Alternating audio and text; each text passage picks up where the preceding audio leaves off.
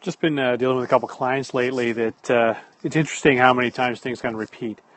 But the number of clients that I'm dealing with right now who are really discovering that inside the guts of their company, they are a technology company. They're running software. They've got some really neat stuff, and it's really differentiating them from their competition and giving them opportunity really to grow and to really exceed any of the goals that they ever really had set. Things when they first started doing the software went really well. They really got it. They were able to work well with their software team, but slowly over time things changed. They change in that there's a magical difference between a team knowing what's going on, a team working with the owner, the president, the CEO of a company, the founder, and then one day suddenly the team starts to push back. It almost feels after a while like the team has gone on a sort of a mutiny, or they're in sort of a protest. What I found is rarely, but I have found a few malicious folks. You get some bad apples in the bunch, but generally speaking, software folks want to blow away the people who they're working for. They want to really impress them. They want to really meet the business need. The problem comes down to business owners being focused on the business side, not knowing necessarily how to speak to those software teams. And it works okay in the beginning because the software team can take the input from a business owner who says, I really want the software to do this. They make it do that. They actually start to architect it on the fly. It's kind of like building a house on the fly, where you throw down some wood, maybe you put down some stones. But after a while, you realize you got to back up and just rip this thing down. But what you've had on an architectural basis and a team basis is everything has fractured.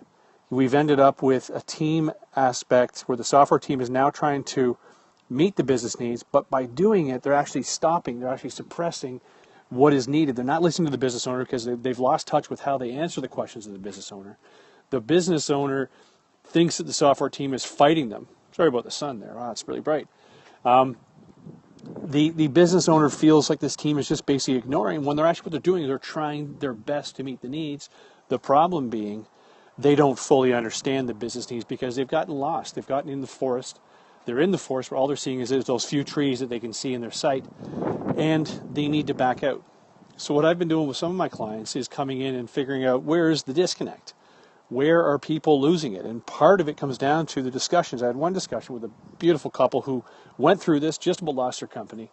I didn't help them. It was interesting meeting this couple. But they turned it around. But at one point, one of the founders was told not to ever talk to the developers.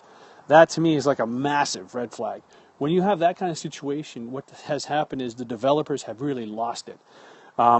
They are listening in the wrong mode, and you need to bring someone in to help fix that. Whether that's the software manager, bring one of your salespeople in to be more of the liaison.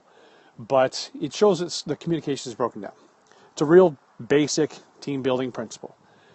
But once you fix it, things can recover. That software team that was magical can become magical again.